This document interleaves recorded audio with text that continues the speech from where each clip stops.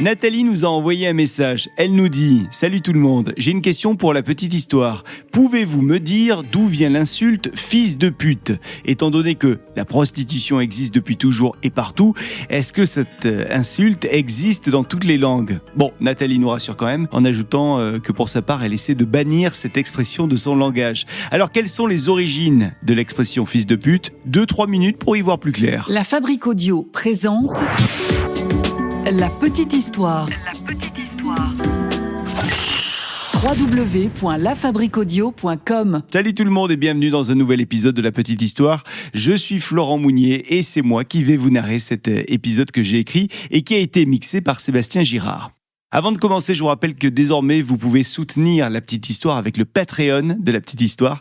Avec cet abonnement Patreon, vous avez accès à nos petites histoires sans aucune pub, des bêtisiers, des vidéos des coulisses du podcast, un épisode bonus tous les mois pour tous les membres de la communauté. Chaque année, on vous fait également une saga inédite avec plusieurs épisodes. Et puis, en plus de tout ça, vous pourrez entendre votre prénom en début d'épisode parce qu'on prend le temps de citer régulièrement nos auditeurs de la communauté Patreon. D'ailleurs, on va saluer Pascal qui nous a rejoint dans la communauté Patreon de La Petite Histoire. Si vous aussi vous avez envie d'adhérer à la grande famille de La Petite Histoire, ça se passe sur Patreon. On vous a mis le lien en description de cet épisode.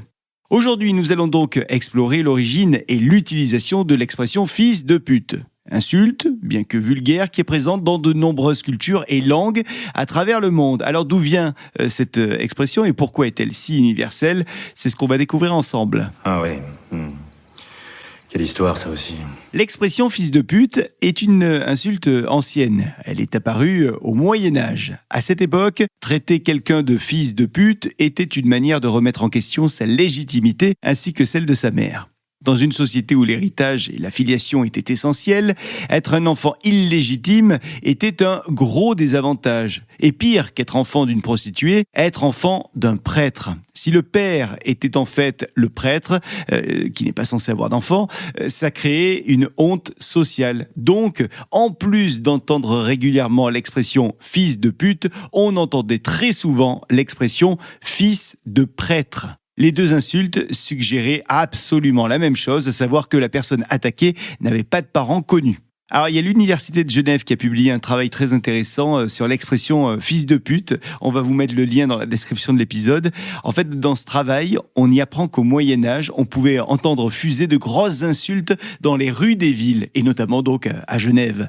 Latro, ribaudat, ruffian, estranglator, carnassier, truanda, de véritables noms d'oiseaux qui se retrouvaient en toutes lettres dans des documents de l'époque. En fait, il n'était pas rare qu'après de telles insultes, ça dégénère dans les rues et donc ça finissait par des amendes officielles, amendes qui étaient inscrites et ces petits délits étaient enregistrés. Donc dans ces documents écrits, on voit que les principales victimes des injures de cette époque sont les femmes et plus particulièrement les prostituées. Cela dit, les prostituées également, elles proféraient énormément d'injures contre leurs propres collègues. Bon, quoi qu'il en soit, l'insulte « fils de pute » n'est pas exclusive à la langue française, parce qu'on la retrouve dans de nombreuses autres langues, ce qui témoigne de son universalité. Par exemple, en anglais, on utilise « son of a bitch », en espagnol « hijo de puta », en italien « figlio di puttana » et en portugais « filo da puta ». Alors ces expressions, elles partagent toutes la même structure et la même intention offensante. Dans certaines cultures, ces expressions ont évolué pour perdre leur caractère vulgaire et devenir des interjections qui expriment la surprise, l'admiration ou bien encore l'émotion. Par exemple, dans le sud de la France, notamment en Provence, on a des expressions comme « fan de putain ». Et là, il n'y a pas d'intention injurieuse. Ça se rapproche plus ou moins de « nom de Dieu » ou « oh putain ». Voilà. L'utilisation de l'expression « fils de pute » s'est également répandue dans la culture populaire parce qu'il y a notamment dans la musique, la littérature et le cinéma qu'on a retrouvé de nombreuses fois cette expression « fils de pute ». Par exemple, Serge Gainsbourg qui a utilisé l'expression « fils de pute » dans sa chanson « Harley David, Son of a Bitch » en 1984. Bref, l'expression « fils de pute » est une insulte ancienne et universelle qui est présente dans de nombreuses langues et de nombreuses cultures. Et bien que vulgaire, elle a évolué différemment selon les cultures et elle a même parfois perdu son caractère offensant pour devenir une simple interjection. Merci d'avoir écouté cet épisode de La Petite Histoire. Si l'épisode vous a plu, n'hésitez pas à le partager, à le commenter. Et quant à moi, je vous dis à très vite pour un nouvel épisode de La Petite Histoire. Salut. La Fabrique Audio présente La Petite Histoire. Vous souhaitez devenir sponsor de ce podcast ?